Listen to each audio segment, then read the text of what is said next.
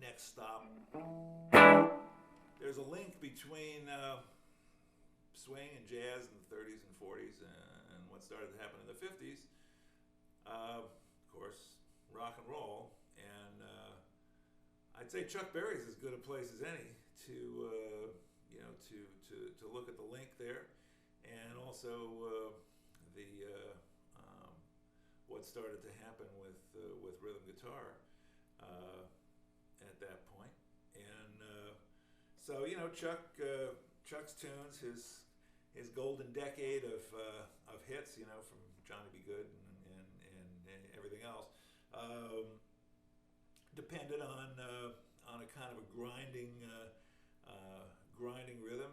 I think, and some of the other people who are links, up to Chuck in terms of electric guitar, of course, Charlie Christian, T-Bone Walker, and that's all stuff that has to be dug into in other sessions here. But but getting up to Chuck, he had this grinding kind of double stop,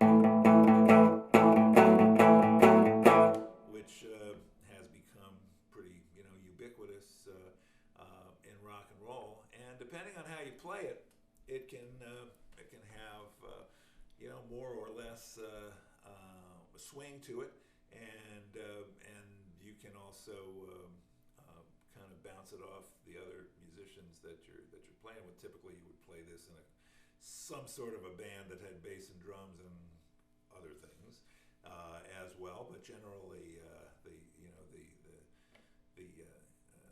the minimum would be bass, drums, and guitar. And sort of how you relate those instruments to each other based on what the guitar is doing, will determine the feel of it. So the other interesting thing is that this guitar may look a little funny to you on the camera. What looks funny is that it's like a normal sized guitar, but it's got a short neck, and actually, it just, I don't know if this was just by happenstance or whatever, but this is a 1956 ES350T, which is the guitar that Chuck Berry played on his hit records, and it has a short neck, and that has ramifications for the tone of it. When you play the kind of rhythm that Chuck played, it sounds a little different on a guitar that has this short neck, because I don't know exactly scientifically why that is, but there's this kind of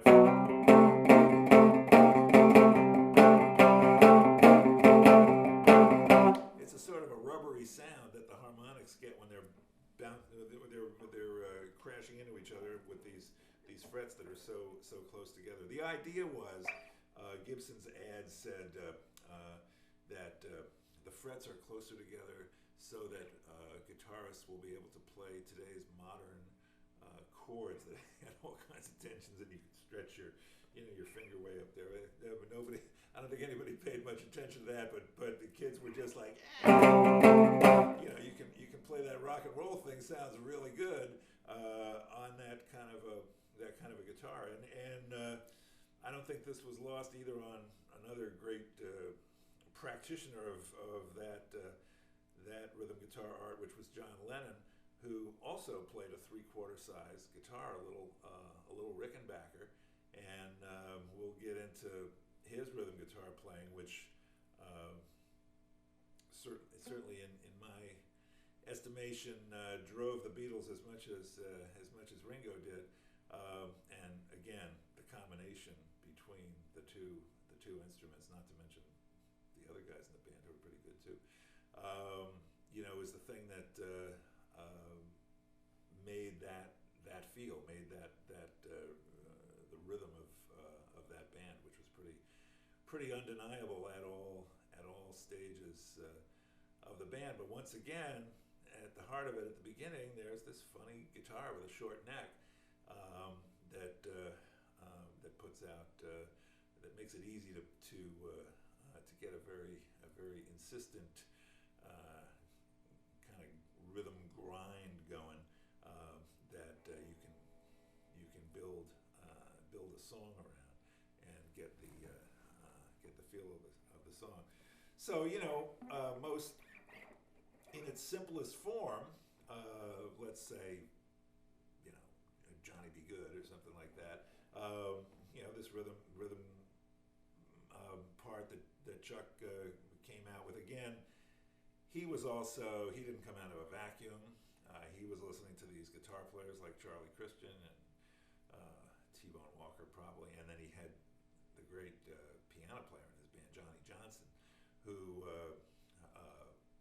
a lot of these things that Chuck translated to the guitar, especially the leads more than the rhythm, but I don't think you could ignore Johnny in the rhythm department either.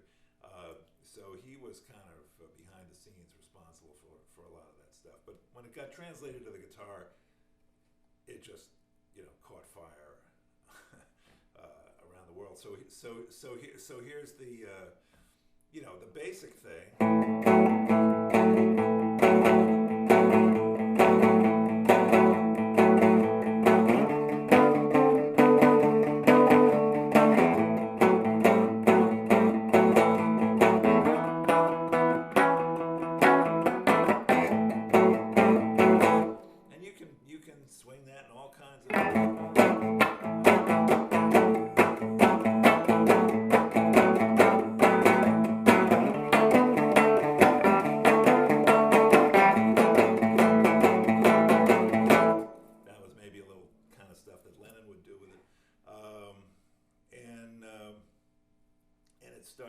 It starts to feel kind of greasy, and it's not just if you were to write that part on the page, there's just a lot more you can do with it, and it's down to training your ear to hear that that technique in different musical situations. Or you had like Jimmy Reed, for instance. That's another interesting tributary of this river, and he would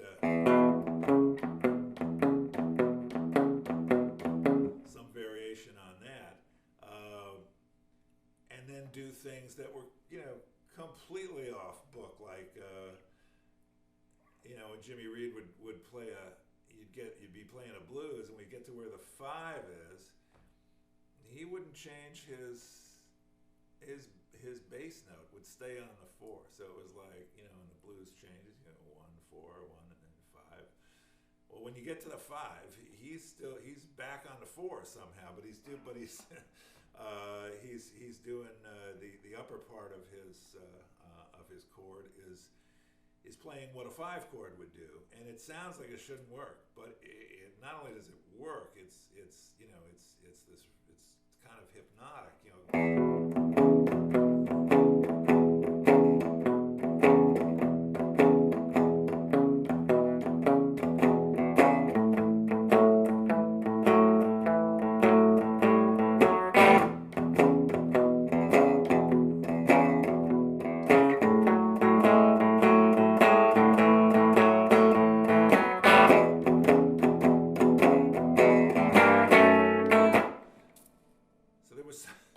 there was something pretty discordant there.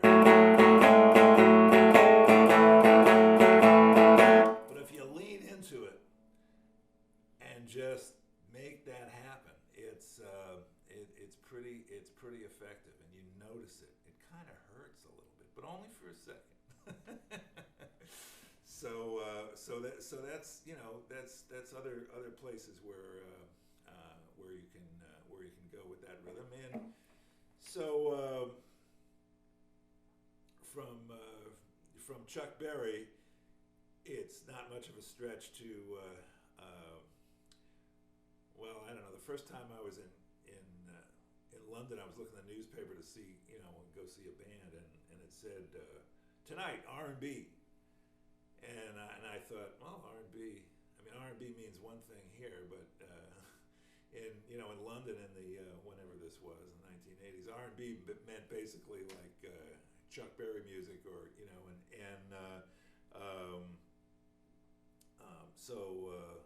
or blues, as the Brits picked up on it, and with that, the Rolling Stones and Keith Richards, and Keith is certainly a post Chuck Berry guy. He's figured out his own totally unique stuff with his tuning, but he's kind of the next step along the way. So this is suggestion that I keep making, that this is a line, it's a lineage of players.